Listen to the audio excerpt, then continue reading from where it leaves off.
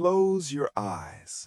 Take a deep, slow breath and let the air fill your lungs, holding it for just a moment before letting it go. Let the noise of the present day, the hum of electronics, the notifications, the rush of traffic fade away. We are going to travel back in time, drifting gently away from the chaotic rhythms of the modern world and settling into a slower, quieter era. Imagine the year is 1885. You are standing on a cobblestone street in a city that feels both familiar and distant, perhaps New York or perhaps Boston. The sun has just dipped below the horizon, and the sky is a deep, bruised shade of indigo, transitioning slowly into the velvet black of night. The air here feels different. It is cooler, heavier, and smells faintly of coal smoke, damp earth, and the salt of the nearby harbor. There is a hush over the world. There are no sirens, no honking horns, no bright neon signs flashing for your attention. Instead, there is the rhythmic, hypnotic sound of the city settling down. Clip-clop, clip-clop. A single horse-drawn carriage passes by. You watch as the large wooden wheels roll over the stones, a steady, soothing rumble that vibrates gently through the soles of your shoes. The horse's breath is visible in the cool evening air, a small puff of white steam that vanishes as quickly as it appears. The carriage disappears around the corner, and silence returns, wrapping around you like a heavy wool coat. It is the hour of the lamplighter. Down the long avenue, lined with brownstones and townhouses, you see a figure moving with practiced purpose. He carries a long pole. He stops at the tall iron post near you. With a quiet click and a soft hiss, a flame blooms inside the glass chamber of the street lamp. This is not the harsh white glare of electricity. This is gaslight. It is a warm, amber glow, a living light that flickers and breathes. It casts long, soft shadows against the brick buildings, turning the street into a painting of gold and sepia. One by one, the lights flicker on down the street, creating a string of glowing pearls that guide the way through the gathering mist. In this world, everything moves at the speed of a burning candle. There is no urgency here. The Victorian era is often remembered for its stiffness, but tonight we choose to see the comfort in it. It was a world of structure, a world of rules, and while rules can sometimes feel restrictive, they also provide a profound sense of safety. Imagine the comfort of knowing exactly what is expected of you. In the modern world, romance is often a confusing maze of unwritten rules and mixed signals. But here, in the gaslit world, the path to love is clearly marked. It is a dance where everyone knows the steps. Society here is built on a foundation of etiquette. It is the invisible architecture that holds everything together. It is not just about which fork to use at dinner. It is a way of moving through the world with grace and consideration. It is the polite tip of a hat, the slight bow, the respectful distance kept between two people who have just met. As you walk down this quiet street, the gaslight humming above you, you feel the security of this structure. You are entering a time where patience is a virtue, and anticipation is an art form. Nothing happens instantly. A message cannot be sent with a thumbstroke. It must be written in ink, dried with sand, sealed with wax, and carried by hand. This slowness gives weight to every word, value to every interaction. You stop in front of a large, beautiful home. The windows are draped in heavy velvet curtains, deep crimson or forest green, keeping the warmth inside. Through a small gap in the fabric, you can see the golden glow of a fireplace. Let us step inside, leaving the cool night air behind. The heavy oak door closes with a solid, reassuring thud, shutting out the world. The interior of the house is a sanctuary of textures. Run your mind's hand over the banister of the staircase. The wood is polished mahogany, smooth and cool to the touch. The floor beneath you is covered in thick Persian rugs that muffle your footsteps. The house smells of beeswax polish, dried lavender, and the faint, sweet scent of vanilla tea. In the hallway, a grandfather clock stands tall against the wall. Listen to it. Tick-tock, tick-tock. It is the heartbeat of the house, slow, steady, unhurried. It reminds you that there is time, there is plenty of time. In this era, the boundaries between men and women are strict, but they create a charged atmosphere, a space where the smallest gesture becomes significant. Because physical touch is so rare and so regulated, a simple brush of a hand or a lingering, unrestrained glance can feel electric. The strictness of Victorian society creates a protective bubble. For a young woman or a young man entering the dating world, or courtship as we shall call it, there is a safety net of chaperones and traditions. You are never thrown into the deep end alone. You are guided, watched over, and cared for. Imagine sitting in a parlor, the room illuminated only by the fireplace and a few oil lamps. The light is low and flattering, smoothing out the edges of the room. You are sitting on a plush velvet settee. The fabric is soft against your hands. You are wearing the clothes of the era, perhaps a structured coat that straightens your posture, or a dress of silk and lace that rustles softly with every breath you take. Swish, rustle, swish. The fabric speaks its own language. In this room, the air is thick with politeness. But beneath the politeness, there is a hidden layer of emotion. Because you cannot say everything you feel, you must learn to communicate in other ways. You learn to read the slight inclination of a head, the fluttering of a fan, the tone of a voice reading poetry aloud. This is the world we are entering, a world where the volume is turned down, a world of distinct boundaries that make the open spaces feel vast and full of possibility. Outside, the fog has rolled in from the river, blanketing the city in white silence. The gas lamps are now just hazy orbs of light floating in the mist. The city sleeps, secure in its routines, comforted by its own rules. You are safe here. The expectations are clear. The pacing is slow. As you drift deeper into relaxation, imagine that you are preparing for the beginning of the season. The winter is ending, and the social calendar is opening up like a flower. Soon there will be balls and music and promenades in the park. But for now, in this quiet, gaslit moment, there is only the stillness of the night. The grandfather clock chimes the hour, a deep, resonant sound that vibrates in your chest. Bong, bong, bong. It is time to rest. It is time to let the strict but comforting embrace of the 19th century hold you.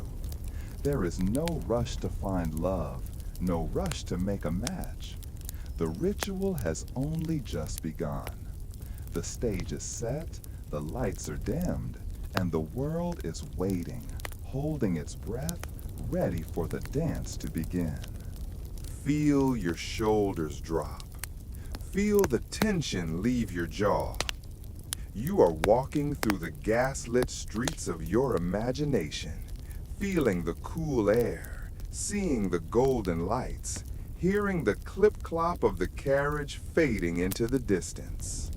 Fading, fading, drifting into the quiet, ordered, peaceful past. Let the image of the quiet, gaslit street fade gently from your mind. We are moving forward now, drifting through the mists of time, transitioning from the silence of the night into the warm, golden heart of Victorian society. It is the beginning of the season. In the calendar of the 19th century, this was the time when the world woke up. Winter has retreated, and the social world is blooming alongside the first flowers of spring. But tonight, we are not outside. We are entering a space of immense beauty, light, and rhythm. We are attending a ball. Imagine yourself standing at the top of a grand, curving staircase. You are no longer in the shadows. Below you lies a ballroom, vast and high-ceilinged, a sanctuary of elegance. Before you even see the room in detail, you smell it. It is a specific, comforting scent that belongs to a bygone era. It is the smell of the floor. Hours before the first guest arrived, servants were on their hands and knees polishing the parquet wood with beeswax. The air is thick with that scent, earthy, rich, and slightly sweet, like honey and oak. It grounds you. It smells of preparation, of care, of a stage set perfectly for a play that is about to begin. Beneath the beeswax, there are lighter notes. The fragrance of hothouse flowers, white lilies, pale roses, and sprays of jasmine, arranged in tall crystal vases. And drifting through it all is the scent of lavender water and rose oil, the delicate perfumes worn by the ladies, leaving faint trails of floral sweetness as they move. You begin to descend the stairs. Step, step, step. Your hand glides down the polished railing. With every step, the hum of the room rises to meet you. It is not a loud noise, but a soft, continuous murmur. It is the sound of hushed conversations, the polite greetings of hundreds of people, all keeping their voices low and respectful. Now look at the light.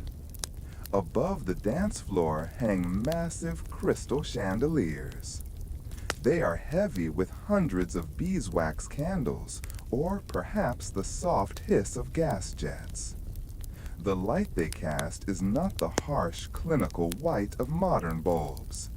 It is gold. It is soft, flattering, and warm. It catches in the crystals and scatters rainbows across the room. Everything glows. The skin of the attendees looks like porcelain. The wood looks like liquid amber. As you reach the floor, you are immersed in a sea of fabric. This is a debutante ball. For many young women, this is their first introduction to society. They are dressed in the colors of youth and innocence. Look around you. It is a swirling palette of pastels. To your left, a gown of pale lemon silk. To your right, a dress of powder blue satin that catches the light like water. There is soft pink like the inside of a seashell, and cream and mint green. The dresses are masterpieces of structure and softness. There are layers of tulle, ribbons of velvet, and lace imported from France. Listen closely to the sound of the room. Swish, rustle, swish. It is the sound of silk rubbing against crinoline. It is a whisper of fabric that mimics the sound of the ocean. Every time a lady turns, her dress sighs. It is a rhythm all its own, a soft percussion of movement. The gentlemen are there too, anchoring the room in black and white. They stand tall in their tailcoats, their white gloves spotless, their collars stiff and starched. They bow with practiced grace. In this room, posture is everything. Spines are straight, chins are lifted, and movements are deliberate. There is no rushing. To rush would break the spell. And then the room falls silent. At the far end of the hall, on a raised platform, the musicians are ready. A string quartet, or perhaps a small orchestra, lifts their instruments. There is a brief, pregnant pause. The conductor raises his baton. 1, 2, 3. The first notes of a waltz float through the air. It is a cello, deep and resonant, vibrating in the floorboards beneath your feet. Then the violins join in, singing a melody that is sweet and sweeping. The music is acoustic, pure, and devoid of any electronic distortion. It travels through the air, touching everyone it passes. 1, 2, 3. 1, 2, 3. The floor begins to move. Couples come together in the center of the room. This is the heart of Victorian dating. In a world where you could not hold hands in the street, where you could not be alone in a room together, the dance floor was the one place where touch was permitted. But even here, it is regulated. It is safe. A gentleman places his hand lightly on a lady's waist, never too firm, never too familiar. She places her gloved hand on his shoulder. They join their other hands, creating a frame. They begin to turn. Watch them spin. The pastel skirts flare out, creating circles of color that bloom like flowers. The beeswax on the floor allows their leather-soled shoes to glide effortlessly. They are not walking, they are floating. Spin and glide, and spin and glide. The room becomes a carousel of motion. The faces blur slightly as they turn. For the dancers, the world narrows down to just their partner. For a few minutes, amidst the crowd, they are in a private bubble of conversation and movement. They speak of the music, the weather, the decorations. They navigate the intricate steps, anticipating each other's movements. Imagine being in that dance. You are moving in perfect time with the music.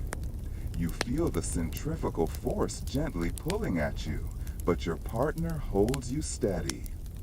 You are secure. The strict rules of the dance mean you don't have to guess what to do next. You follow the count. 1, 2, 3. The air around you cools slightly as the movement stirs up a breeze. The ladies fan themselves, a flutter of ivory and lace. The fans move in a rhythm that matches the music, like the beating of wings. As you watch from the edge of the room, you feel a profound sense of peace. This is a world where effort has been made for the sake of beauty. The hair has been curled with hot irons, the shoes polished, the music rehearsed, the floor prepared. All of this effort just to create a single evening of harmony. There is no chaos here. only patterns. The pattern of the music, the pattern of the steps, the pattern of society. The waltz begins to slow. The violins draw out the final note, holding it, sustaining it, until it fades into the velvet curtains. The dancers stop. The gentlemen bow low, the ladies curtsy, sinking down into their skirts like swans settling on water. The hum of conversation returns, but it is softer now. The energy has been spent. The room feels warmer, cozier. You find a quiet corner, perhaps a velvet chair near the edge of the room, away from the swirl. You sit back, sinking into the cushion. You watch the candlelight flickering in the crystal chandeliers above. The light is hypnotic. It dances and sways, mimicking the movement of the waltz that just ended. The scent of beeswax and roses is heavy and soothing. The sound of the string quartet tuning up for the next song is distant and lullaby-like. You are safe in this era of elegance. You are a silent observer of a beautiful ritual. The night is young, but it is a gentle night. There is no hurry. There is only the music, the soft light, and the rustle of silk. Let the rhythm of the waltz stay in your mind. 1, 2, 3.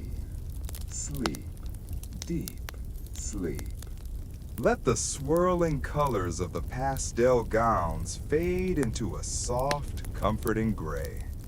The music slows down even further, becoming a slow, steady heartbeat.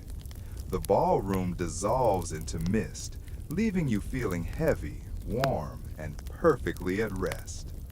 We leave the dancers to their night. We drift away from the noise, preparing to focus on the smaller, quieter details of this world. But for now, let the music carry you down, down, into a deep and dreamless sleep. The music of the first waltz has faded, retreating into the high, shadowed corners of the ballroom ceiling. The floor is still for a moment, save for the gentle rustle of fabric as couples part ways, bowing and curtsying in a sea of polite gratitude. We shift our focus now. We move away from the grand spectacle of the room and narrow our gaze to something small, something delicate, something resting against a wrist.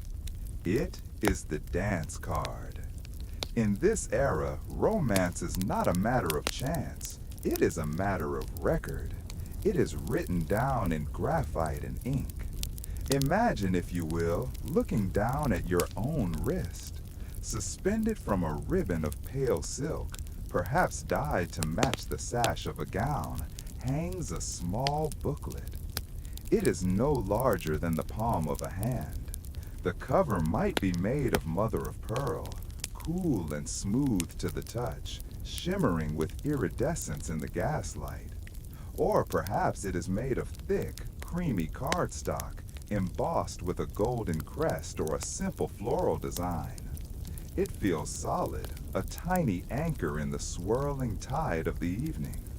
Attached to this card by a thin woven cord is a pencil. It is a miniature instrument, no longer than a finger. It swings gently as you move, occasionally tapping against the card with a soft, rhythmic click, click, click. This object is the most important possession of the evening. It is a map of the hours to come. It is a schedule of potential romance.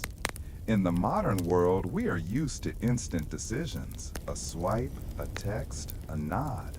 But here, the agreement to dance is a slow, deliberate ritual. It requires courage and it requires consent. Watch as a gentleman approaches. He does not rush. He navigates the edge of the ballroom with a practiced, easy stride. He stops at a respectful distance, always respectful. He bows, bending at the waist, his eyes lowered for a moment before meeting yours. "May I have the pleasure?" he asks. His voice is low, meant only for you. You nod. You lift your wrist. He takes the tiny pencil in his gloved fingers. The glove is white kid leather, soft and pristine. He holds the card steady. You can hear the sound, so faint yet so distinct, of the pencil tips scratching against the textured paper. Scritch, scratch, scritch. He writes his name. He does not write it just anywhere. He claims a specific line, beside the number 3 or perhaps the number 5. He is reserving a block of time in your future. For those 15 minutes, you belong to the music and to him. There is a profound sense of order in this. You know exactly who will hold you and when. There is no anxiety about being left alone. Your night is accounted for, line by line, name by name. As the pencil marks the paper, a silent agreement is sealed. It is a contract of courtesy. The dance card tells a story through its list of dances. Not all dances are created equal. The names written next to them carry different weights, different meanings. Look at the list. Perhaps the first few lines are dedicated to the quadrille. The quadrille is a safe harbor. It is a dance of geometry and patterns. It is not danced in a couple, but in a square of 4 couples. It is social. It is conversational. If a gentleman asks for a quadrille, he is asking to be seen with you, but at a distance. Imagine the feeling of the quadrille. The music is bouncy, staccato, bright. You step forward, you step back. You join hands with your neighbor, then release them. You weave through the other dancers like a thread through a needle. There is plenty of time to talk, to exchange witty remarks, to laugh lightly, but there is no intense intimacy. It is a dance of friendship, of testing the waters. But then, look further down the card. There, next to number 8, written in a bold, confident script, is the word waltz. The waltz is different. In the early Victorian era, it was considered scandalous. By the late 19th century, it is accepted, yet it retains a thrill of danger. It is the only time a gentleman is permitted to hold a lady so close. To give a man a waltz on your dance card is a concession. It is a signal. It says, "I trust you to hold me." When that time comes, when the conductor raises his baton for the 8th dance, the atmosphere changes. The gentleman who wrote his name on that line appears. He checks his own card, confirming the appointment. Punctuality is a form of affection. He bows again. "I believe this is ours," he says softly. He leads you to the floor, and here we find the polite distance. It is a specific, invisible measurement. He places his right hand on your waist. Through the layers of silk, corset, and shift, you can feel the warmth of his hand. But he does not pull you tight. There is air between you. There is space for a third person to walk between you, they say. This space is charged with electricity. It is magnetic. The restriction makes the proximity feel even more intense. You are close enough to smell the starch of his collar, the faint scent of tobacco and bay rum cologne. He is close enough to smell the lavender in your hair. You look up. He looks down. The music begins, a slow, sweeping 3/4 time. 1, 2, 3, 1, 2, 3. You begin to turn. The world outside your polite distance blurs into streaks of gold and velvet. The other couples become indistinct shapes. But inside your circle, everything is sharp and clear.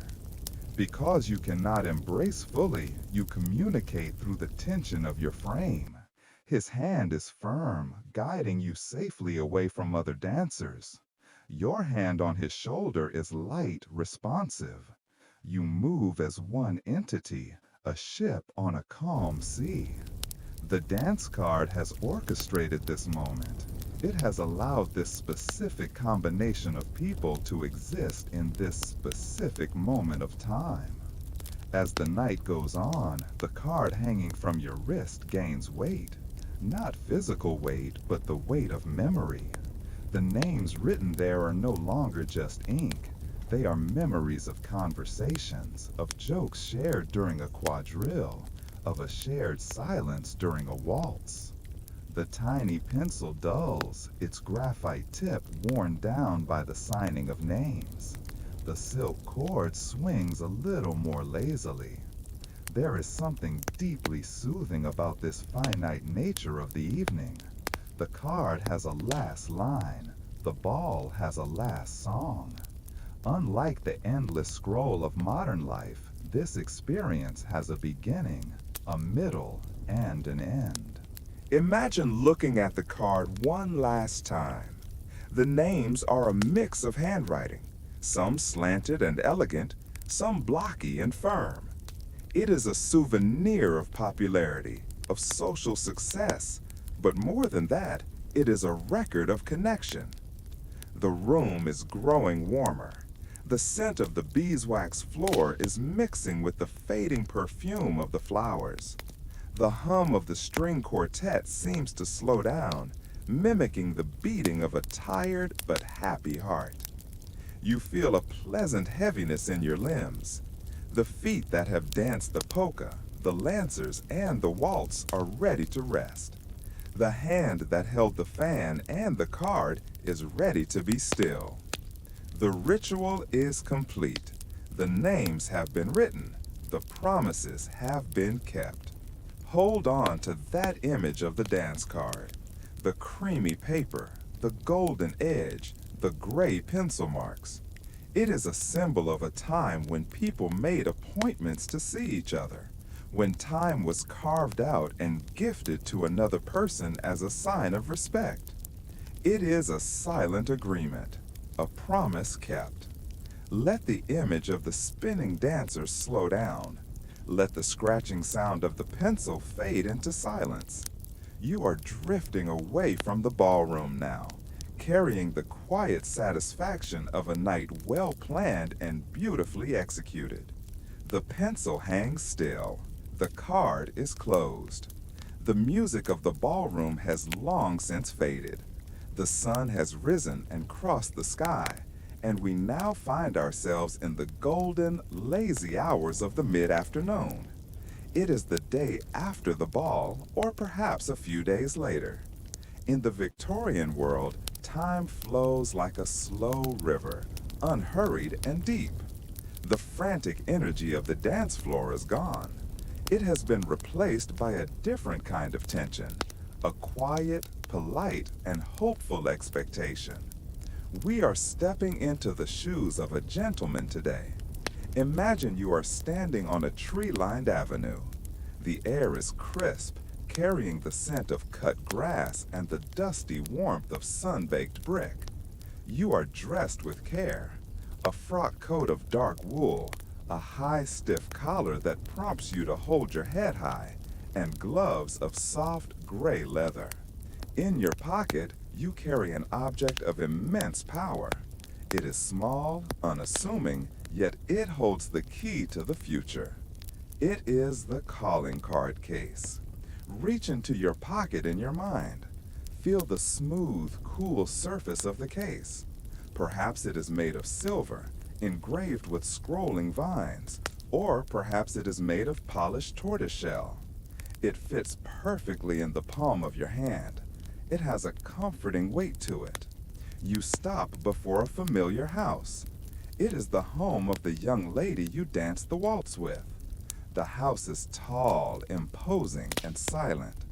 The curtains are drawn against the afternoon sun, giving it the appearance of a sleeping giant. You walk up the stone steps. Step, step, step. There is a brass bell pull beside the heavy oak door. You reach out. The metal is cool against your gloved fingers. You give it a gentle pull. Somewhere, deep inside the belly of the house, a bell chimes. It is a muffled sound, distant and respectful. Ding-ling-ling. And now you wait. This is the era of the wait. There are no instant notifications here. There is no blue check mark to tell you a message has been seen. There is only the physical reality of standing on a porch, listening to the wind rustle the ivy leaves, waiting for a human being to answer a door. The door opens. It does not swing wide. It opens just enough. A butler or a maid stands there. They are the gatekeepers. They are the guardians of the family's privacy. You do not speak of your feelings. You do not ask to see the lady directly. Not yet. First, you must present your token. You open your silver case with a soft snap. Inside, stacked neatly, are your calling cards. Focus on the card itself. Imagine holding it between your thumb and forefinger. It is a rectangle of the finest cardstock. It is not flimsy paper. It is thick, rigid, and substantial. It is the color of heavy cream or fresh snow. Run your thumb over the surface. It is matte, smooth as a river stone. But in the center, there is texture.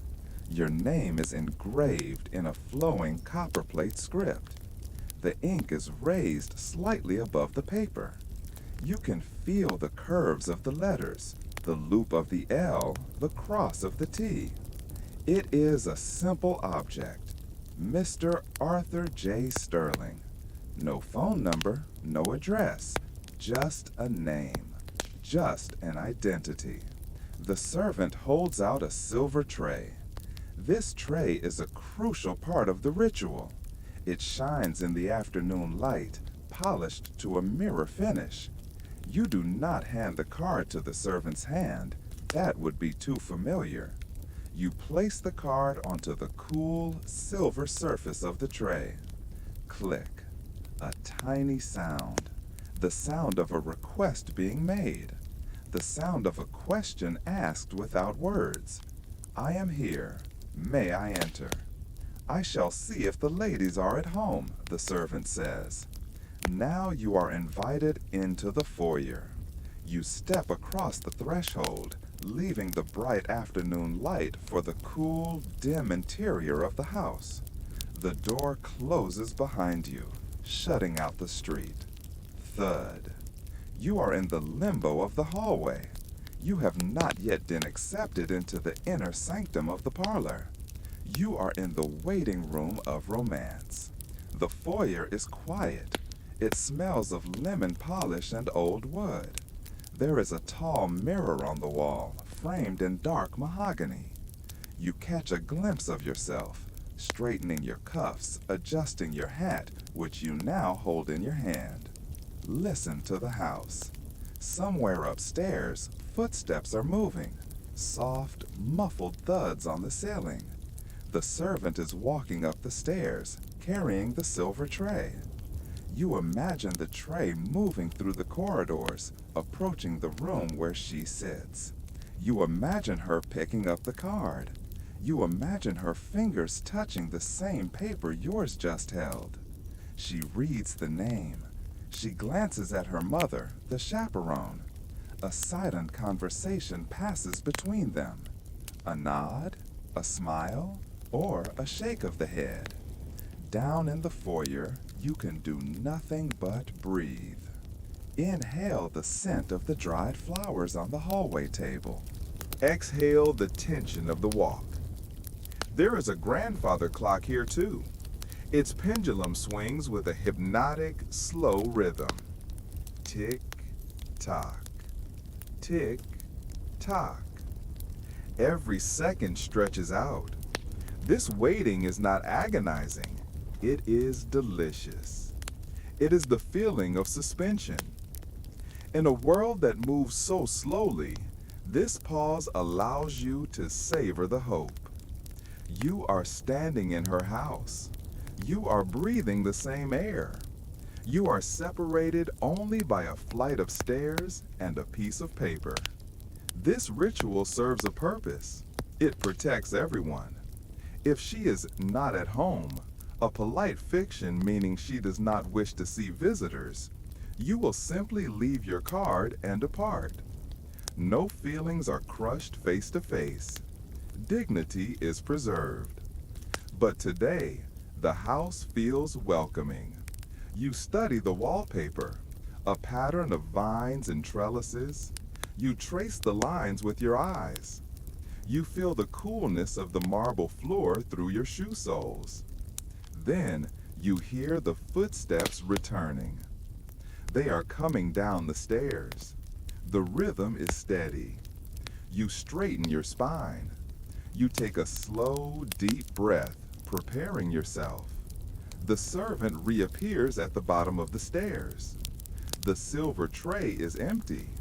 Your card has been kept. It has been accepted. It is now resting in a china bowl in the drawing room, a souvenir of your visit.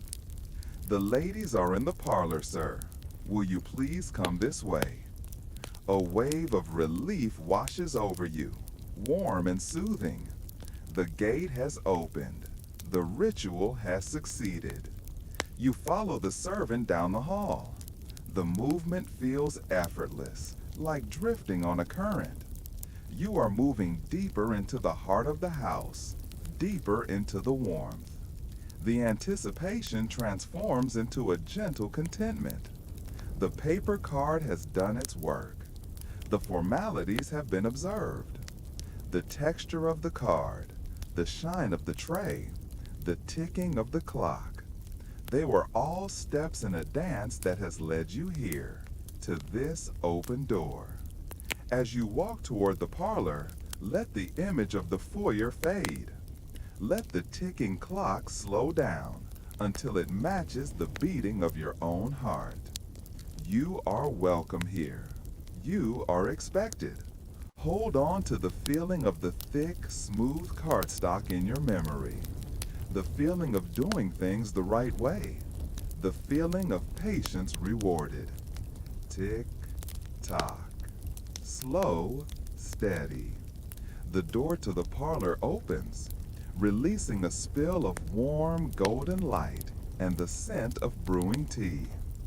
But we will pause here on the threshold, letting the peace of the moment wash over you. Safe, accepted, at peace. Drift deeper into the comfort of the rituals. Let the silence of the foyer wrap around you like a heavy, soft blanket. The hallway fades behind you. You have crossed the threshold. You are now stepping into the sanctuary of the Victorian home, the parlor. Also known as the drawing room, this is the heart of the house. It is where the family puts its best face forward, a room designed entirely for comfort, conversation, and polite society. As you enter, the first thing you notice is the change in temperature. The hallway was cool and airy, but the parlor is warm. A fire is crackling softly in the grate. It is not a roaring wildfire, but a contained domestic one. The coals glow with a steady, pulsating heat, orange and deep red. The warmth wraps around you like a heavy shawl, instantly loosening the tension in your shoulders. The room is bathed in a golden, hazy light.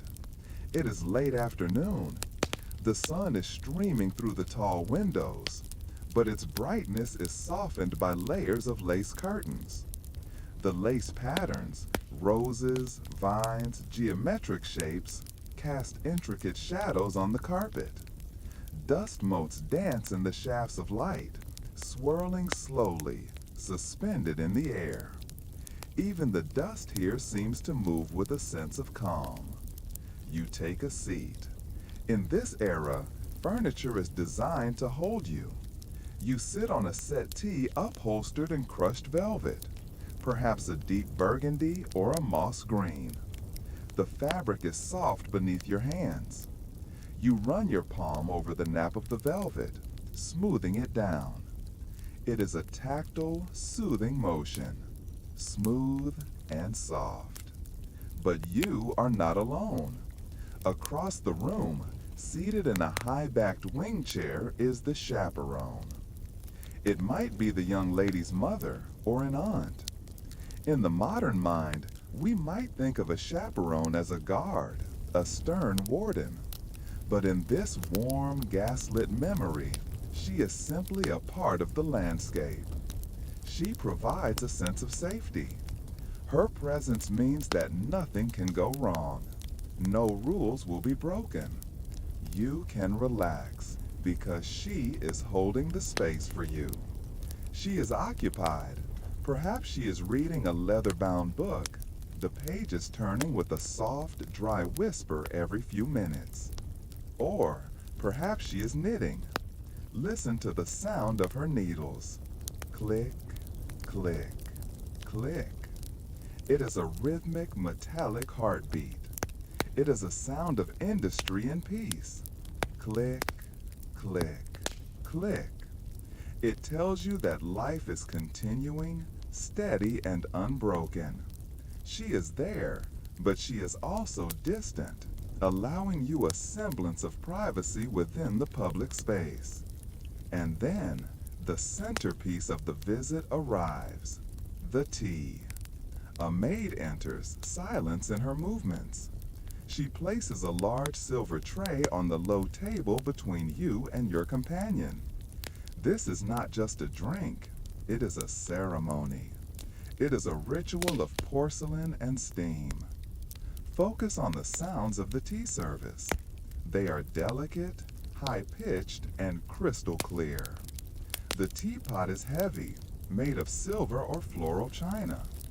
As the lady pours, you hear the liquid stream, a consistent, soothing rush.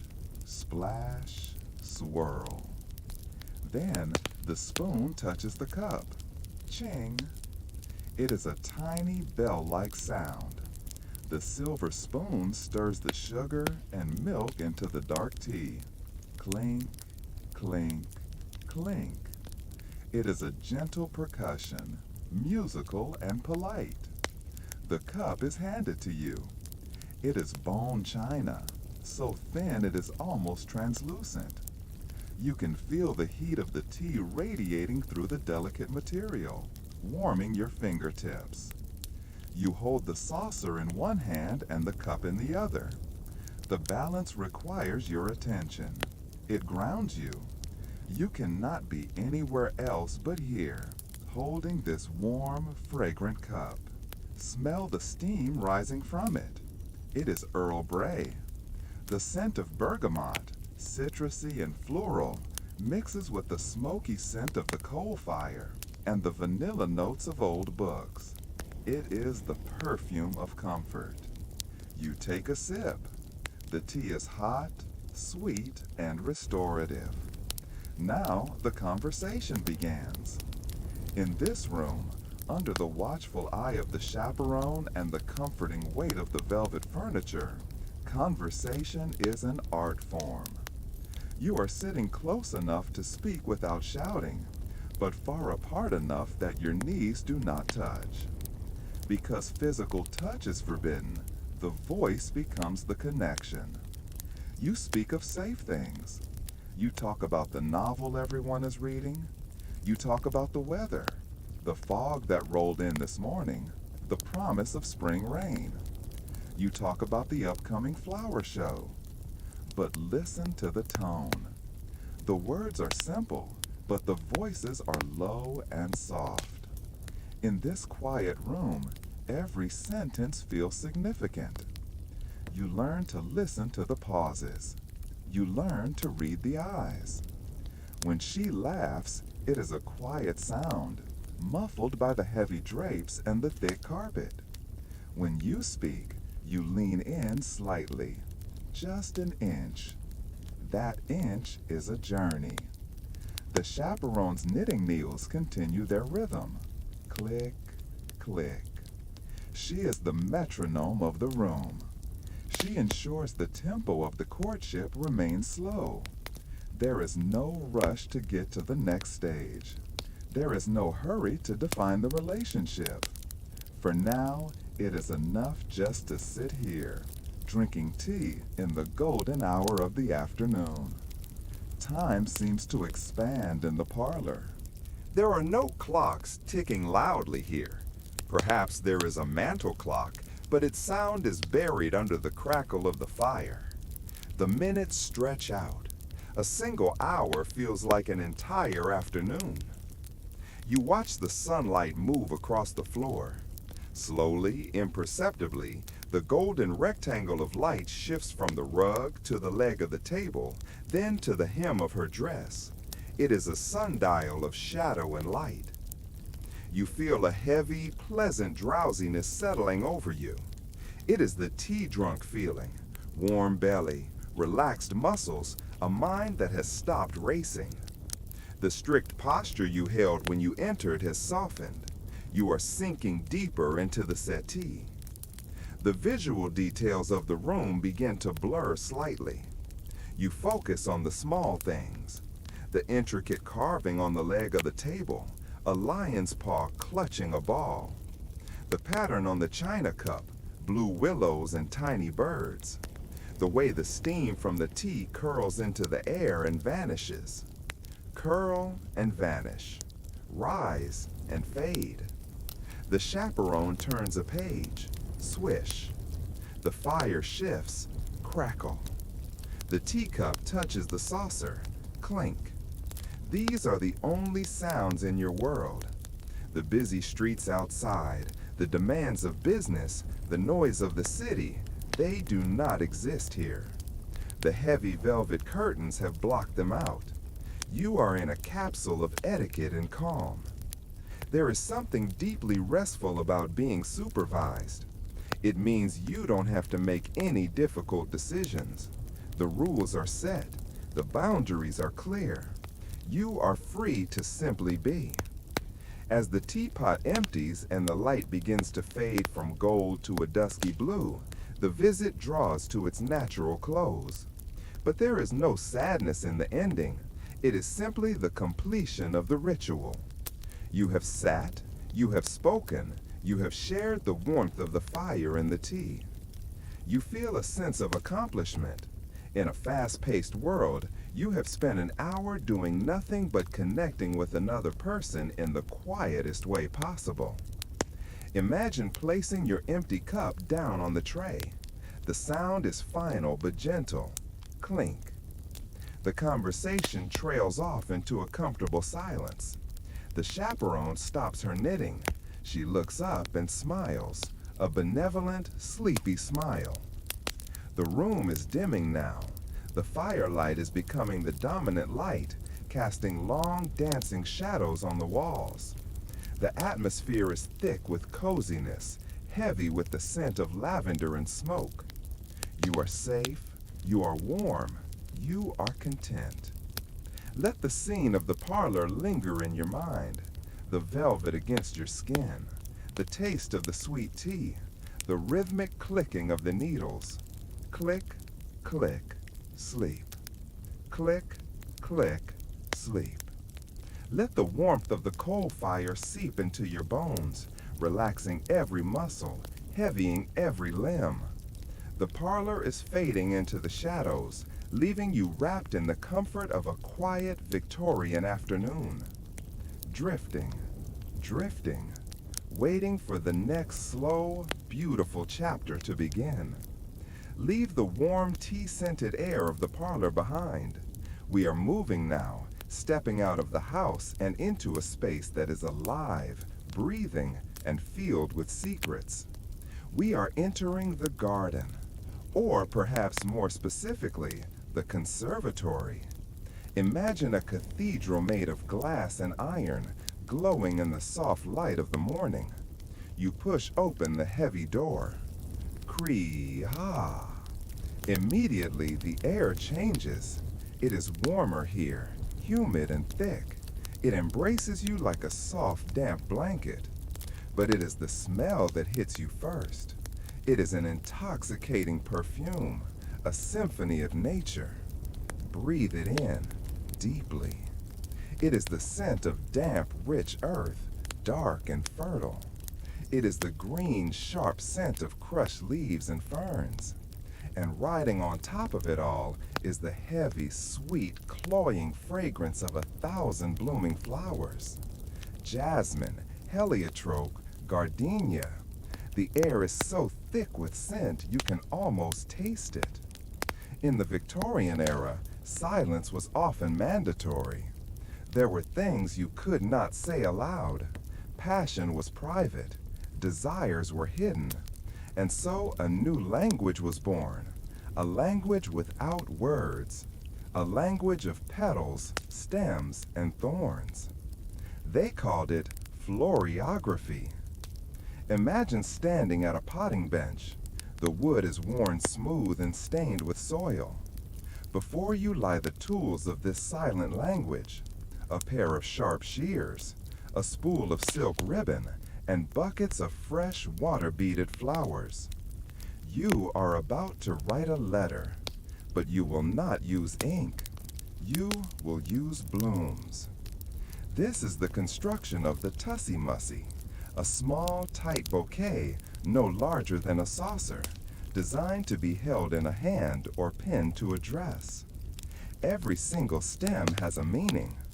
To the uneducated eye, it is just a pretty arrangement. To the lovers, it is a poem. It is a confession. Pick up the shears. Snip. First, you choose the anchor, the center of the message. You reach for a red rose. Look at it closely. It is not the perfect, plastic-looking rose of modern grocery stores. This is an old garden rose. It is heavy, with layers upon layers of velvety petals, unfolding in a deep, spiraling crimson. It is almost purple in the shadows. Run your finger gently over a petal. It is softer than the finest silk. It is cool to the touch. In the language of flowers, the red rose is the most powerful word of all. It means love, deep, romantic, passionate love. To place this at the center is to shout a secret whisper. But perhaps the message is more complex. Next to the rose, you place a yellow tulip. It is bright, sunny, cheerful. The petals are smooth and waxy, catching the light like a cup of gold. But in Floriography, the yellow tulip carries a heavy weight. It symbolizes hopeless love. Why would you include it? Perhaps there is an obstacle, a distance, a lack of fortune. The bouquet says, I love you, red rose, even though there is no hope, yellow tulip. You add greenery to frame the emotions. You choose a sprig of fern. The fern is delicate, its fronds unfurling like tiny green scrolls. It smells of the forest floor. It represents sincerity. It tells the receiver, I am not playing a game. This is real. And finally, you tuck in a few tiny sprigs of baby's breath, or perhaps a blue violet. The violet is small, hiding its head. It smells sweet and powdery. It signifies faithfulness and modesty. Now you bind them together. You take a length of satin ribbon, perhaps pale pink or ivory. You wind it around the wet green stems. Loop and pull and tie. The ribbon is smooth against your fingers. The bouquet is complete. It is a physical weight in your hand, dense with water and life. It is a bomb of emotion disguised as a decoration. Imagine now that you are the receiver. You are sitting in your room by the window. A box has been delivered. It is a simple cardboard box, but it smells of the garden. You open the lid. Inside, nestled in tissue paper, is the bouquet. The colors burst out: crimson, gold, green, violet. The scent rushes up to meet you, filling the room, masking the smell of the beeswax polish and the coal fire. You do not just look at it, you decode it. You reach for your book. Every Victorian household had one, a dictionary of flowers. It is a small book with a cloth cover, filled with botanical illustrations. You turn the pages, the paper sounding dry and crisp. Flip, flip, flip. You look up, rose. You read the meaning. Your heart beats a little faster. You look up, tulip. You understand the sorrow. You look up, fern. You feel the reassurance. This reading is a slow, quiet process. There is no urgency. You are translating the soul of another person. The beauty of this language is its deniability. If a chaperone asks, "What a lovely gift, what does it mean?" you can simply say, "It is just a posy of spring flowers, mother." The secret remains safe. It is a conversation happening in plain sight. The sensory experience of the flowers changes as the days pass. At first, the petals are turgid and firm, full of water. But as time moves on, slowly, gently, the flowers begin to dry. The red rose turns a deep, dark burgundy, almost black. The yellow tulip pales to the color of parchment. The scent changes from fresh and green to something muskier, like potpourri. You do not throw them away. You preserve the message. You take the rose, now fragile and dry. You open a heavy book, perhaps a volume of poetry. You place the flower between the pages. Press. You close the book. The weight of the words will flatten the flower, keeping it safe forever. It becomes a memory pressed into paper. The world of Floriography is a world of extreme attention to detail. It forces you to look at the small things, to notice the serrated edge of a leaf, to notice the shade of a petal, to notice the thorn hidden beneath the bloom. It connects you to the earth. Even in the city, in the drawing room, the garden is there. Let the image of the conservatory return to your mind.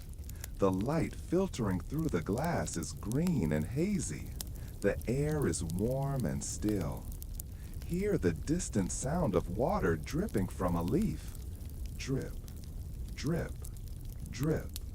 It is a hypnotic rhythm. The plants are breathing around you, releasing their oxygen, releasing their calm. Imagine a field of lavender swaying in a gentle breeze, a sea of purple. The scent is overwhelming, relaxing, sleep-inducing. Imagine a bed of moss, soft and spongy, inviting you to lie down. The language of flowers is a silent language. It requires no talking. It requires only feeling. You are holding the bouquet in your mind. The stems are cool. The scent is sweet. The message is love. Let the colors fade now. The bright red of the rose softens to a dusty pink. The bright yellow of the tulip fades to a cream. The green of the fern turns to a soft gray. The garden is going to sleep. The flowers are closing their petals for the night, folding in on themselves, protecting their hearts. You are doing the same. You are folding in. You are protecting your peace. The scent lingers, faint, sweet, comforting, drifting, drifting into the garden of dreams. The heavy scent of the conservatory flowers fades. We are moving now, transitioning from the enclosed, secret world of the indoors to the open, airy expanse of the outdoors. It is Sunday afternoon. In the Victorian world, Sunday is a day of stillness. The factories are silent, the shops are shuttered, the relentless hum of industry has paused. But in the great parks of the city, Central Park, Hyde Park, the Public Garden, society is waking up. It is time for the promenade. Imagine you are stepping out of a carriage. Your boot touches the ground. It is not the hard cobblestone of the street, but soft, crushed gravel. You are at the entrance of the park. Above you, the sky is a sprawling canvas of pale blue, dotted with high, fluffy clouds that drift lazily like ships with no destination. The air here tastes different. It is fresh and green. It carries the scent of cut grass, the mineral smell of the lake, and the faint, sweet perfume of blooming lindens or chestnut trees. You begin to walk. The promenade is not merely a walk, it is a ritual of movement. It is a slow, circular journey where the destination is not a place, but a feeling. You are here to see and to be seen, but mostly you are here to participate in the gentle rhythm of the afternoon. Listen to the sound of the path. Crunch, crunch, crunch. It is the sound of leather soles on gravel. It is a satisfying, dry sound. It marks time. Left, right, left, right. You are not walking alone. Beside you walks a companion. Perhaps it is the suitor who left the calling card. Perhaps it is the young lady who accepted the bouquet. In the ballroom, you are separated by the polite distance of the dance frame. In the parlor, you are separated by the tea table. But here, on the promenade, you are side by side. There is a strict etiquette to this, of course. If you are not engaged, you do not link arms. There is a sliver of space between you, an inch of air charged with awareness. But if you are betrothed, or if the chaperone, walking a few paces behind, allows it, you may link arms. Feel the sensation of that connection, the heavy wool of a gentleman's coat sleeve against a gloved hand, the solid, reassuring presence of another person moving in perfect synchronization with you. You must learn to walk together, to match your stride to theirs, creating a single fluid motion. As you walk, the sounds of the park wash over you like a gentle tide. Listen closely. In the distance, on the wider carriage road, you hear the horses. Clop, clop, clop, clop, clop, clop. It is a hollow, rhythmic drumming. The carriages roll by, elegant, open-topped landaus and Victorias. The wheels make a low humming rumble against the earth. The leather harnesses creak softly. Occasionally, a horse snorts, a deep, breathy sound that vibrates in the air. These sounds are not jarring. They are part of the background music of the 19th century. They are repetitive and lulling. Rumble, clop, clop, rumble. Now look at the light. The path is lined with great ancient trees, oaks and elms, with branches that arch over the walkway like the ceiling of a cathedral. The sunlight filters through the leaves. It creates a pattern of dappled light on the ground, pools of gold and shadow that shift and dance as the wind moves the branches. And there is a breeze. In a world where you are dressed in layers, corsets, petticoats, vests, frock coats, the breeze is a gift. Feel it brush against your face. It is cool and refreshing. It catches the ribbons of a bonnet. It ruffles the fur of a collar. For the ladies, there is a tool to manage the sun and the wind, the parasol. Visualize this object. It is a small umbrella, but it is not for rain. It is a shield of silk and lace. It might be pink or lavender or ivory. Watch the motion of the parasol. As you walk, you twirl it gently on your shoulder. Spin and spin and spin. The fringe on the edge of the parasol blurs into a soft circle. It creates a personal shadow, a portable patch of shade that travels with you. The light filters through the silk, casting a rosy or golden glow on your face.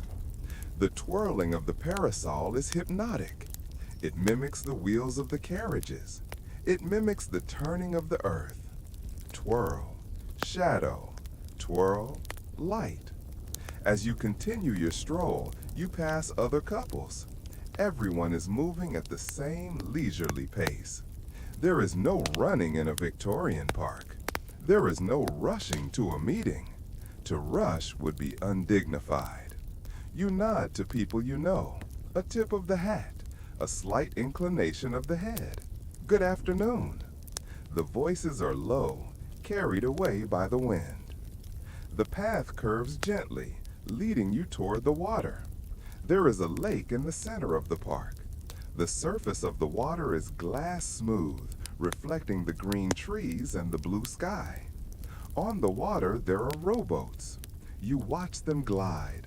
The oars dip into the water with a soft splash, then lift, dripping diamonds of water back into the lake. Splash, drip, glide.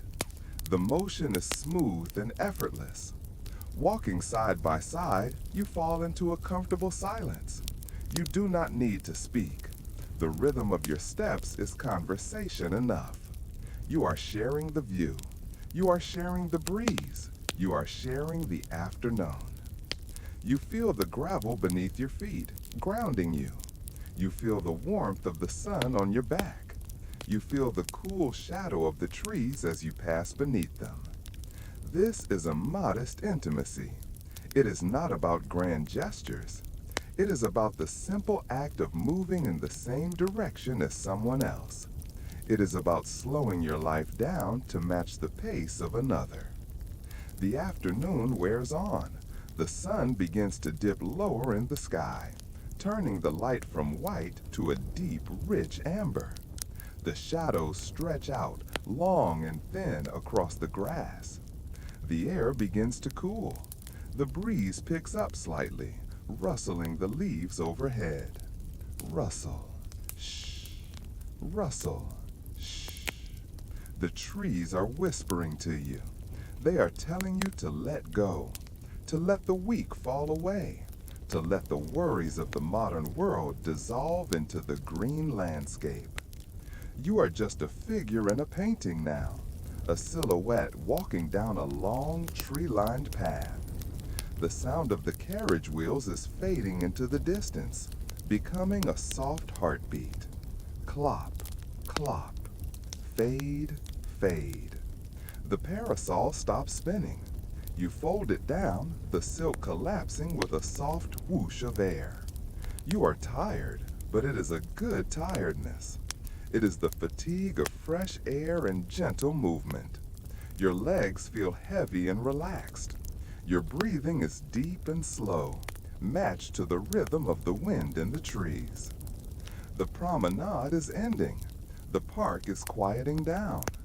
The birds are singing their evening songs, melodic, flute-like trills that signal the coming of twilight. You are walking out of the park, back towards the comfort of home, back towards rest. Hold on to the feeling of the breeze on your cheek. Hold on to the sound of the gravel under your boots. Hold on to the peace of the Sunday afternoon. Step, step, sleep. Step, step, sleep. Drifting along the path, moving slowly into the shadows, walking gently into a deep, dreamless slumber. The sun has set on the park. The promenade is over. The social obligations of the day, the tea, the dance, the walk, are finished. The doors are locked, the curtains are drawn, and the house settles into the deep, heavy silence of the night. You are alone now, but you are not lonely. You are entering a private world, a sanctuary of thought and reflection. You are sitting at a desk.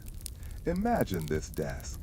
It is a solid piece of furniture, carved from dark mahogany or oak. It feels permanent, grounded. The surface is leather-topped, cool and smooth beneath your hands.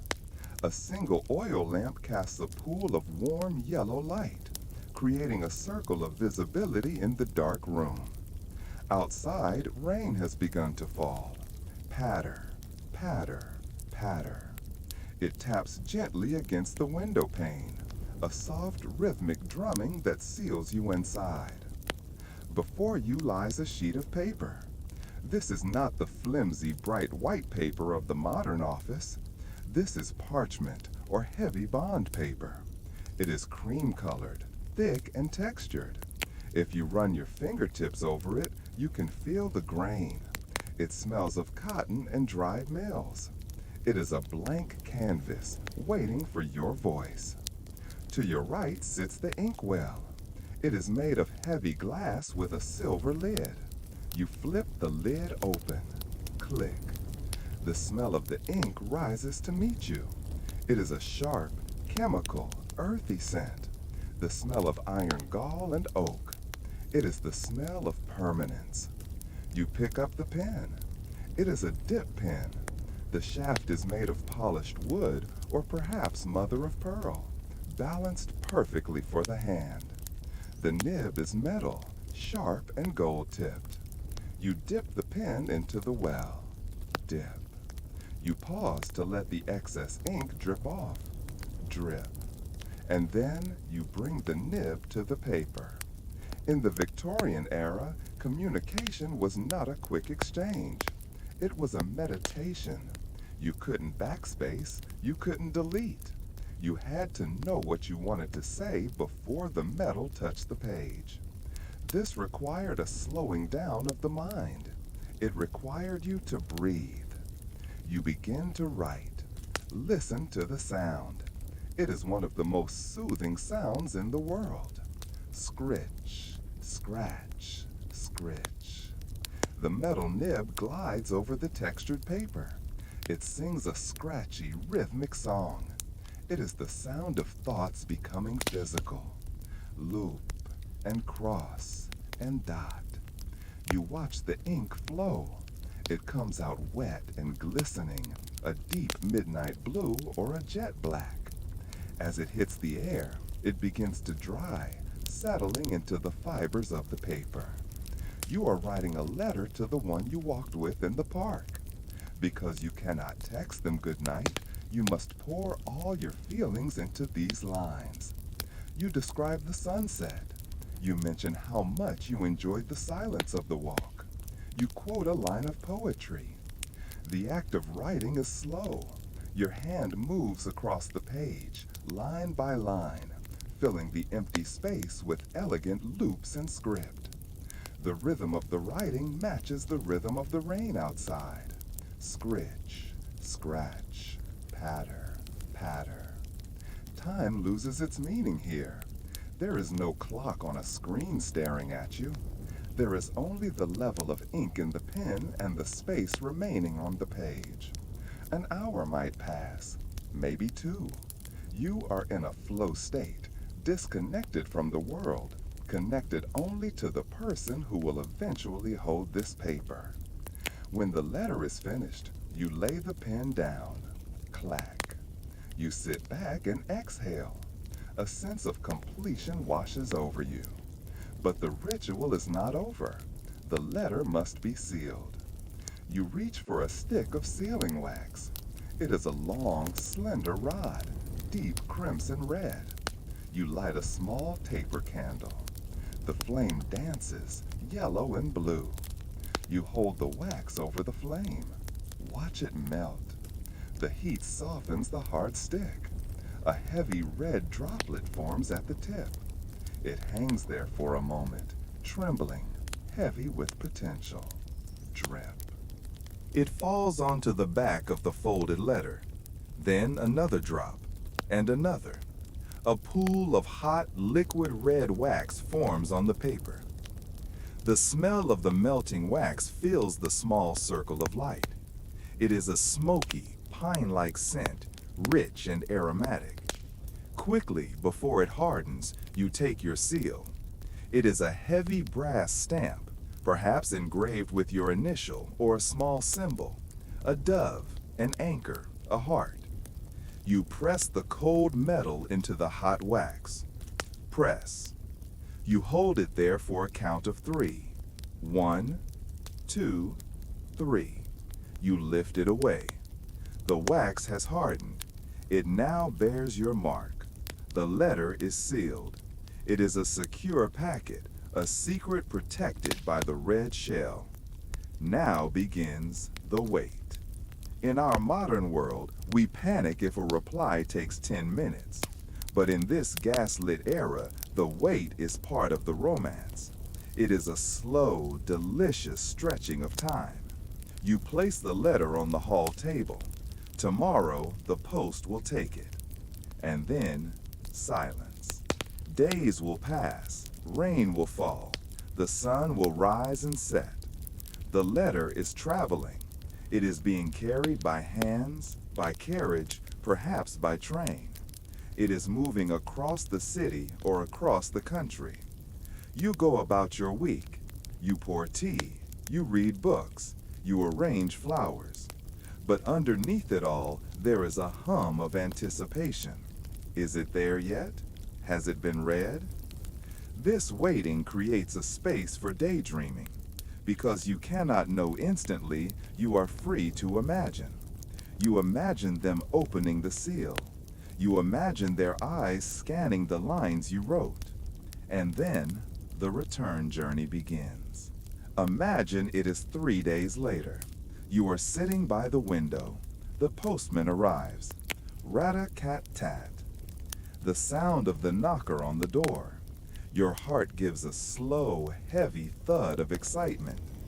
A tray is brought to you. On it lies a single envelope. You pick it up. It has weight. It has traveled miles to reach you. You recognize the handwriting, the slant of the letters, the specific curve of the S. You turn it over. You see the wax seal on the back. It is unbroken. You do not tear it open in a frenzy. You savor this moment. You run your thumb over the paper. You hold it to your nose. It smells faintly of tobacco or lavender, or simply the fresh, cold air of the outside world. You take a letter opener, a slender silver knife. You slide it under the flap. Slice. A crisp, clean sound. The seal is broken. You unfold the paper. It crinkles softly. Crinkle. Rustle. And there, in the quiet light of the afternoon, you read the words meant only for you. The long wait makes the arrival so much sweeter. The distance bridges the gap, making the connection feel earned, precious, and rare. The ink is dry. The paper is smooth. The words are kind. You feel a profound sense of peace. The cycle is complete. The message was sent, the time was endured, and the answer has arrived. Let the image of the letter rest in your mind. The deep black ink, the red wax seal, the creamy parchment. The rain outside the window is slowing down now. It is just a gentle mist. Hush, hush. The lamp on the desk is dimmed. The room is warm and dark. The smell of the wax lingers faintly, mixing with the scent of old books and rain. You are safe in the slow lane of time. There is no rush to reply. You can wait until tomorrow. You can wait until the mood strikes you. The pen rests, the paper rests, and now you must rest. Let the rhythmic scratching of the pen Fade into the rhythm of your own breathing. In and out. Scritch and sleep. Drifting down, deeper into the quiet, waiting for nothing but dreams. The letters have been written, the flowers have been pressed, the walks in the park have ended with the setting sun. Now we approach the most significant threshold of all. We are moving away from the soft, feminine world of the parlor in the garden. We are walking down a different corridor of the house. The wallpaper here is darker, a deep maroon or a hunter green. The air feels cooler, stiller. You are about to enter the study. This is the domain of the father. In the Victorian era, marriage was not merely a union of hearts. It was a union of families, a transfer of responsibility. Before a gentleman could kneel before the woman he loved, he first had to stand before the man who raised her. Imagine you are that gentleman. You are standing outside a heavy oak door. It is thick, solid, and imposing. You are dressed in your finest suit. Your collar is stiff, pressing gently against your neck, reminding you to keep your chin up. You smooth the front of your waistcoat. You check your cuffs. You take a deep breath. Inhale, courage. Exhale, doubt. You raise your hand and knock. Knock, knock, knock. The sound is hollow and decisive against the wood. A voice from within, deep and muffled, calls out, "Enter." You turn the brass handle. It feels cold and heavy in your palm. You push the door open and step inside. The atmosphere of the study is entirely different from the rest of the house. If the parlor was the scent of tea and flowers, the study is the scent of leather, old paper, and rich pipe tobacco. It is a masculine scent, earthy and grounding. The room is dimly lit, illuminated only by a green-shaded bank clerk's lamp on the desk and the low embers of a fire in the grate. The walls are lined from floor to ceiling with books, thousands of them. Their spines are leather and gold, absorbing the sound, making the room feel incredibly quiet and insulated. Behind a massive desk sits the father. He is writing. The scratch of his pen is the first sound you hear. He does not look up immediately. This is part of the ritual. You must wait. You stand there, hands clasped behind you, observing the room. And then you hear it. The dominant sound of this space. The grandfather clock.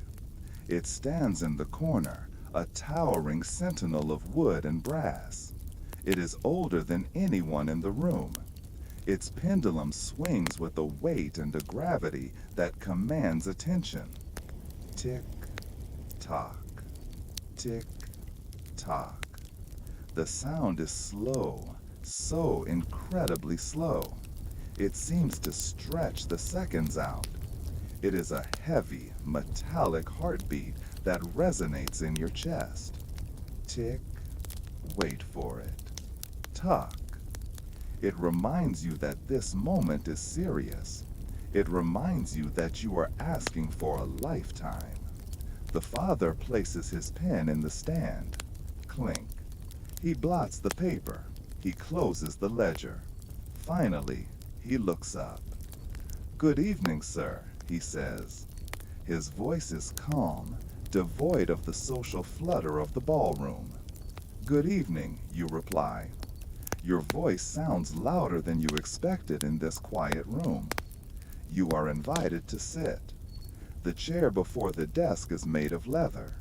As you sink into it, it creaks softly, a comfortable, worn sound. Creak. Sigh. The leather is cool at first, then warms to your touch. There is no small talk here. You are not here to discuss the weather or the opera. You are here for one purpose. You begin to speak. You have rehearsed these words 100 times in your mind. You speak of his daughter. You speak of your respect for her. You speak of your prospects, your ability to care for her, your desire to build a life. As you speak, the room seems to listen. The dust motes floating in the lamplight seem to stand still. The fire pops softly, snap. The father listens without interrupting. He leans back in his chair, his fingers steeped together. He is studying you. He is looking for character. He is looking for stability. When you finish speaking, silence falls again. This is the nervous wait, but in this story, it is a safe wait. There is no danger here, only gravity. You listen to the clock again. Tick, tock, tick, tock. It is a hypnotic rhythm. It lulls you. It slows your own heart rate down to match its pace. The anxiety you felt at the door begins to transform into a strange kind of peace. You have said your piece. You have done the honorable thing. Now it is out of your hands. You watch the smoke from the fire curl up the chimney. You watch the shadow of the pendulum swinging back and forth on the floor. Left, right, left, right. Finally, the father leans forward. The leather of his chair groans. He looks you in the eye. The expression on his face softens. The stern mask of the guardian slips away, revealing the face of a parent who simply wants his child to be safe. "You have my blessing," he says. The words hang in the air, heavy and sweet. The tension in the room instantly evaporates, replaced by a profound sense of relief. He stands up. You stand up. He reaches across the wide expanse of the desk. You take his hand. Focus on the sensation of that handshake. It is firm. It is dry. It is strong. It is a contract sealed without ink. It is a transfer of trust. In that grip, there is an understanding. You are now family. "Thank you, sir," you say. The words come out on a sigh of relief. "She is in the garden," he tells you, or perhaps she is in the parlor. You turn to leave. The walk back to the door feels lighter. You feel as though you are floating. The heavy oak door, which seemed so intimidating just minutes ago, now seems like a portal to a new life. You open it. You step back out into the hallway. Click. The door closes behind you. You are back in the muffled silence of the corridor. But you are different now. You entered as a suitor. You leave as a future husband. The hurdle has been cleared. The permission has been granted. You pause for a moment in the hall, leaning against the wall. You let the feeling of success wash over you. It is a warm, golden feeling, like brandy spreading through your chest. You can still hear the grandfather clock inside the study, but now it sounds distant, muffled. Tick, tock, tick, tock. It is no longer a countdown of nerves. It is the steady, reliable beat of a life that is coming together. It is the sound of time moving forward, carrying you gently toward the future. You take a deep breath of the cooler air in the hallway. The smell of the tobacco fades, replaced once again by the faint scent of beeswax and lavender. You begin to walk away from the study. Your footsteps are quiet on the carpet. Soft, soft, soft. You are moving toward the final step. You are moving toward the proposal. But the hard work is done. The scary part is over. Let the relief settle into your bones. Let your shoulders drop. Let your jaw unclench. You are safe. You are approved. You are on the right path. Let the sound of the heavy clock fade into the back of your mind. Tick, tock, sleep deep. The house protects you. The traditions guide you. The blessing holds you. Drifting, drifting. Away from the study, away from the nerves. Into the calm, quiet certainty of what comes next. The hard part is over. The asking, the wondering, the waiting, the nerves. All of it has dissolved like mist in the morning sun. You have walked through the gaslit streets, danced the waltz, waited for the letters, and received the blessing. Now you have arrived at the final shore. You are betrothed. In the Victorian world, the engagement is a time of suspension. It is a long, golden twilight between the life of a child and the life of a spouse. The rules relax, the anxiety disappears. You are no longer searching for your path, you are simply walking it, one slow step at a time. Imagine you are sitting in a quiet room on the upper floor of the house. It is a rainy afternoon, the kind where the world outside is gray and soft, making the inside feel incredibly safe and warm. You look down at your hand. Resting there is a ring. Perhaps it is a band of gold set with seed pearls, or a small cluster of diamonds, or a deep blue sapphire. It catches the dim light from the window. Glimmer and fade, glimmer and fade. It is a physical anchor. It is a promise made metal. It feels cool against your skin, a constant, gentle reminder that you are spoken for. You are safe, you belong to a future that is already written.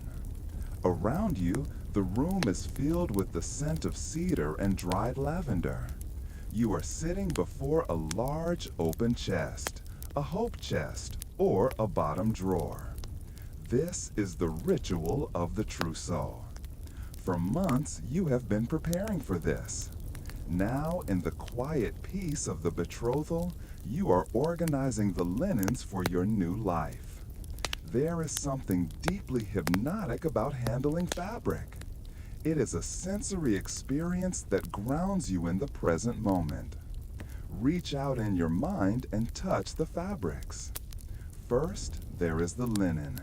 Crisp, white Irish linen. It is cool and smooth, with a slight texture to the weave. You are folding sheets. Watch the motion of your hands. You smooth the fabric out across your lap. Swipe, smooth. Swipe, smooth. You match the corners perfectly. You fold it in half, then in half again. The air is pressed out of the layers with a soft, satisfied whoosh. Fold and press. You place the folded sheet into the cedar chest. It joins a stack of others, a tower of perfect white squares. This is the foundation of a home. Clean, fresh, ready. Next, you pick up the lace. This is more delicate. It is a tablecloth or perhaps a veil. It is a web of intricate threads spun like sugar. You run your fingers over the patterns.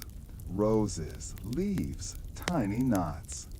It feels light as air, almost non-existent against your skin. You handle it with reverence. You are not just folding cloth, you are folding time. You are packing away memories of the courtship, tucking them into the scent of lavender to be opened in a new house and a new year. The room is silent, save from the sound of the rain and the rustle of the fabric. Rustle, shh, rustle, shh. There is no rush here. The wedding date is set, but it is months away. This time belongs to you. It is a time to rest, a time to dream. You pick up a pillowcase. It has been embroidered. You trace the stitching with your thumb. There, in white thread on white fabric, are initials. Your initials entwined with his. The letters loop around each other, inseparable. It is a tactile symbol of the union, two threads becoming one pattern. You place it in the chest. You layer it with a sachet of dried flowers from the garden. Petals of the roses you once received in a bouquet, now dried and repurposed to scent your future. The smell of lavender is powerful. It is nature's sedative. It relaxes your muscles. It slows your heartbeat. It tells your brain that it is time to sleep. The afternoon light is fading. The gray window is turning dark blue, then black. The house is winding down. You have finished your work. The chest is full. The linens are stacked. The lace is protected. You lower the heavy wooden lid of the chest. Creak and close. And then the soft, solid sound of it closing. Thud. It is closed. The preparation is done. Everything is ready. You stand up slowly. Your body feels heavy, pleasantly tired from the quiet focus of the day. You walk to the window one last time. You look out at the streetlights flickering to life. Those same gas lamps we saw at the beginning of our journey. They are blurry now, soft halos of light in the darkness. You turn away from the window. You move toward your bed. The covers are turned down. The sheets are cool and inviting. You lie down. The mattress holds you. The pillow sinks beneath your head. You pull the heavy quilt up to your chin. It has weight to it, a comforting pressure that makes you feel secure. Close your eyes. Think back over the journey we have taken. The clip-clop of the carriage on the cobblestones, the sway of the waltz in the ballroom, the scratch of the pen on the parchment, the scent of the tea in the parlor, the warmth of the hand in the handshake. It all leads here, to this moment of perfect stillness. The Victorian world is a world of rules, yes, but tonight those rules are a cradle. They hold you. You don't have to worry about what happens next. The path is clear. The ring is on your finger. The linens are in the chest. You are drifting towards a new life, but for now, you are drifting towards sleep. Let the sounds of the house fade away. The ticking clock slows down. Tick, tock, tick. The rain on the roof becomes a whisper. Hush, hush. You are wrapped in the softness of lace and the scent of lavender. You are floating on a sea of white linen, safe, loved, at peace. The past is a memory. The future is a dream. The present is sleep. Deep, dreamless sleep. Good night.